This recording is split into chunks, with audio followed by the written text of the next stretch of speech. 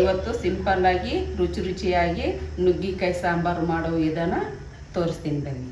ಅವ್ರಿಗೆ ಏನೇನು ಬೇಕು ಇದು ಪದಾರ್ಥಗಳು ತೋರಿಸ್ತೀನಿ ಬನ್ನಿ. ಈಗ ಒಂದು 4 ನುಗ್ಗಿಕಾಯಿ ತೊಗೊಂಡಿದ್ದೀನಿ, ತೊಳೆದು ಕ್ಲೀನ್ ಮಾಡಿ ಇಟ್ಕೊಂಡಿದ್ದೀನಿ. ಅದಕ್ಕೆ ಬೇಕಂತ ಇದು ಈರುಳ್ಳಿ, ಒಂದು ಈರುಳ್ಳಿ ತೊಗೊಂಡಿದ್ದೀನಿ, ಟೊಮೆಟೊ 1-2 ತೊಗೊಂಡಿದ್ದೀನಿ, ಕೊತ್ತಂಬರಿ ಸೊಪ್ಪು, ಶುಂಠಿ ಬೆಳ್ಳುಳ್ಳಿ ಪೇಸ್ಟು, ಕರಿಬೇವಿನ ಸೊಪ್ಪು, ಬೇಳೆ ತೊಳೆದು ಒಂದು ಅರ್ಧ ತಾಸು ತೊಳೆದು ನೆನೆ ಹಾಕಿದ್ದೀನಿ ಬೇಳೆ. ಈಗ ನಾನು ಗ್ಯಾಸ್ ಹಚ್ತಾ ಇದ್ದೀನಿ, ಕುಕ್ಕರ್ ಇಟ್ಟಿದ್ದೀನಿ. ಈಗ ಪಾತ್ರೆ ಕಾಯಬೇಕು, ಬಾಣಲೆ ಬಿಸಿಯಾಗಿದೆ. ಈಗ 1-2 ಸ್ಪೂನು ಎಣ್ಣೆ ಹಾಕ್ತಾಯಿದ್ದೀನಿ,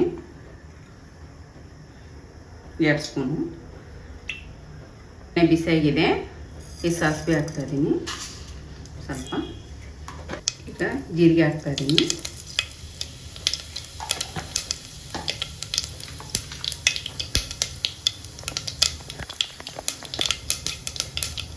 ಈಗ ಈರುಳ್ಳಿ ಹಾಕ್ತಾಯಿದ್ದೀನಿ.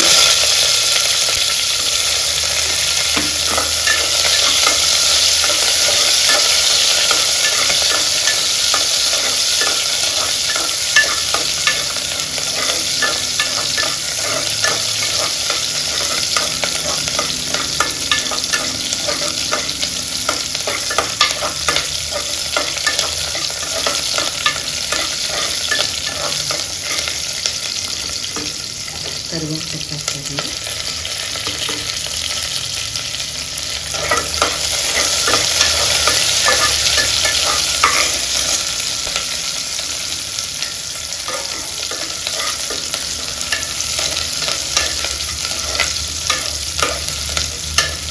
ಸ್ವಲ್ಪ ಈರುಳ್ಳಿ ಕೆಂಪು ಬರ್ಬೇಕಂತ ಅನಿಸ್ತೈತೆ. ಈಗ ಈ ಟೈಮ್ದಲ್ಲಿ ಏನು ಹಾಕ್ಬೇಕಪ್ಪ ಅಂದರೆ ಶುಂಠಿ ಬೆಳ್ಳುಳ್ಳಿ ಪೇಸ್ಟ್ ಹಾಕ್ತಾಯಿದ್ದೀನಿ ನೋಡಿ.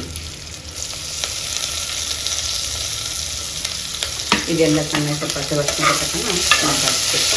ಉರಿ ಜಾಸ್ತಿ ಇಟ್ಕೋಬೇಕು, ಹೊಟ್ಟೆ ಕಾಣಿಸ್ಕೋಬೇಕು.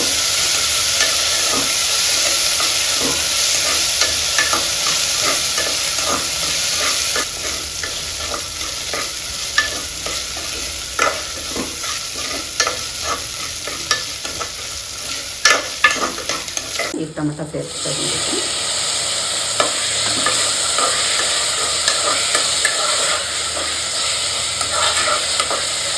ಈ ಟೈಮ್ದಲ್ಲಿ ಸ್ವಲ್ಪ ಅರಿಶಿನ ಪುಡಿ ಹಾಕ್ತಾಯಿದ್ದೀನಿ,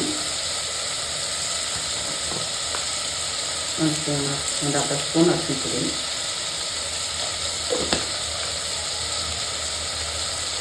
ರುಚಿಗೆ ತಕ್ಕಷ್ಟು ಉಪ್ಪು,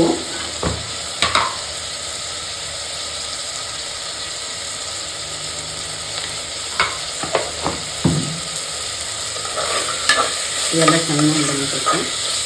ಟೊಮೆಟೊ ಎಲ್ಲ ಸ್ಮೂತಾಗಿ ಹಾಕಬೇಕು, ಅಲ್ಲಿವರೆಗೆ ನಾವು ಇದು ಮಾಡಬೇಕು. ಸ್ವಲ್ಪ 1-2 ನಿಮಿಷ ಮುಚ್ಚಿಟ್ಬಿಡೋಣ. ಅಷ್ಟಕ್ಕೆ ಟೊಮೆಟೊ ಚೆನ್ನಾಗಿ ಬೆಳೀತದೆ. ಈಗ ನೋಡು ಟೊಮೆಟೊ ಎಲ್ಲ ಸ್ಮೂತಾಗಿದೆ. ಈ ಟೈಮ್ದಲ್ಲಿ ಏನು ಹಾಕ್ಬೇಕಪ್ಪ ಅಂದರೆ ಬೇಳೆ ಹಾಕ್ತಾಯಿದ್ದೀನಿ. ಬೇಳೆ ಹಾಕ್ತಾಯಿದ್ದೀನಿ ನೋಡಿ. ನಿಮ್ಗೆ ಎಷ್ಟು ಸಾಂಬಾರು ಬೇಕಾಗುತ್ತೆ ಅಷ್ಟು ನಿಮ್ಮ ಇದ್ರ ತಕ್ಕಂಗೆ ನಾವು ಬೇಳೆ ತೊಗೋಬೇಕಾಗ್ತದೆ. ಸಾಂಬಾರು ತಕ್ಕಂಗೆ ನಾವು ಎಷ್ಟು ಜನ ಇರ್ತಿದ್ದೇವೆ ಅಂದರೆ ಅದ್ರ ಮೇಲೆ ಡಿಫ್ರೆಂಟ್ ಆಗ್ತದೆ.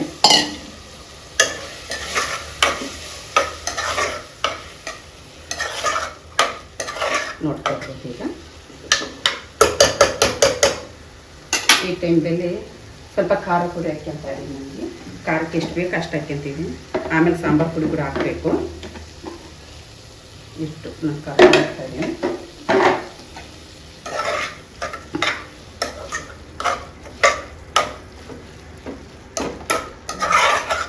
ಇದೆಲ್ಲ ಮಿಕ್ಸ್ ಮಾಡಬೇಕು ಚೆನ್ನಾಗಿ ನೀಟಾಗಿ.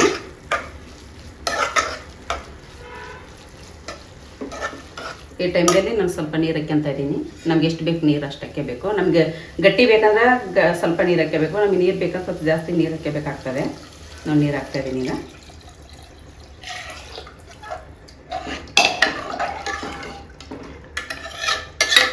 ಚೆನ್ನಾಗಿ ಮಿಕ್ಸ್ ಮಾಡಬೇಕು.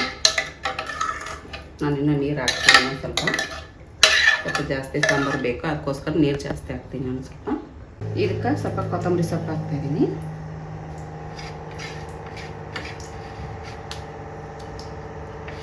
ಕೊತ್ತಂಬರಿ ಸೊಪ್ಪು ಹಾಕಿದ ನಂತರ ಈಗ ನಾನು ಈ ನುಗ್ಗೆಕಾಯಿ ಸಾಂಬಾರು ಮಾಡೋ ಇದನ್ನು ಹೇಳಿದ್ದೀನಲ್ಲ, ನಾನು ಈಗ ಅದನ್ನು ಹೆಂಗೆ ಬೆಳೆಸ್ತೆ ಅಂತ ನೋಡ್ತೀನಿ. ಈಗ ಎಲ್ಲರೂ ಹಾಕಿ ಅದ್ರಾಗ ಹಾಕಿ ಎಲ್ಲ ಬೆಳೆಸ್ತಾ ಇರ್ತಾರೆ, ಎಲ್ಲ ಮೆತ್ತಗಾಗ್ಬಿಡ್ತದೆ.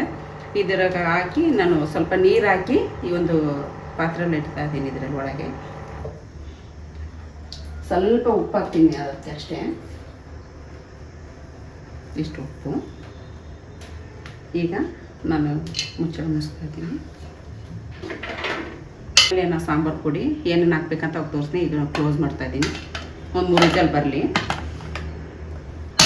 ಓಕೆ, ಮತ್ತು ಏನು ಹಾಕ್ಬೇಕಂತ ಮತ್ತೆ ನಿಮಗೆ ಹೇಳ್ಕೊಡ್ತೀನಿ.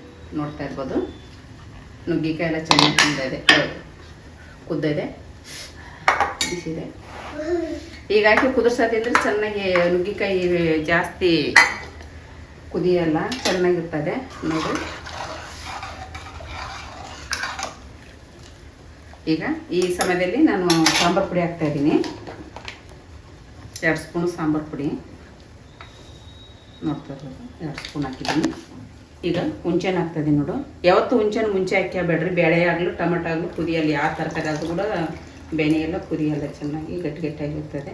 ಈ ಲಾಸ್ಟ್ ಟೈಮ್ದಲ್ಲಿ ಹಾಕಿ ಒಂದು ಉರಿ ಕುದಿಸಿದ್ರೆ ಅಷ್ಟು ಸಾಕಾಗ್ತದೆ. ಈಗ ನೀರು ನಾನು ಎಷ್ಟು ಬೇಕು ಅಷ್ಟು ನೀರು ಹಾಕ್ಕೊಂಡು ಒಂದು ಉರಿ ಕುದಿಸಿದ್ರೆ ಸಾಕು. ಈಗ ಉಪ್ಪು ಅದನ್ನು ಹಾಕಿ ನಾನು ಉಪ್ಪುಳಿ ಇದೆಲ್ಲ ಚೆನ್ನಾಗಿ ಮಿಕ್ಸ್ ಮಾಡಬೇಕು.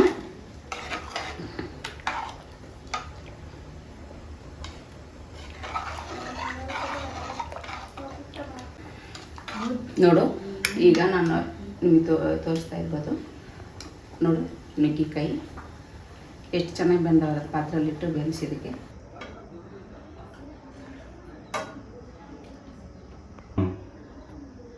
ಈಗ ನುಗ್ಗಿ ಸಾಂಬಾರು ಮಾಡಿದ್ದೀನಿ ನೋಡಿರಿ.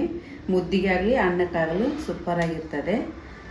ಯಾಗದಂತ ನೋಡಿ, ನೀವು ಮನೇಲಿ ಮಾಡ್ಕೊಂಡು ಯಾಗದಂತ ನೋಡಿ ಲೈಕ್ ಮಾಡಿರಿ, ಕಮೆಂಟ್ ಮಾಡಿರಿ. ನೋಡಿದ್ರಲ್ವಾ, ಇವಾಗ ಲೈಕ್ ಮಾಡಿರಿ, ಕಮೆಂಟ್ ಮಾಡಿರಿ.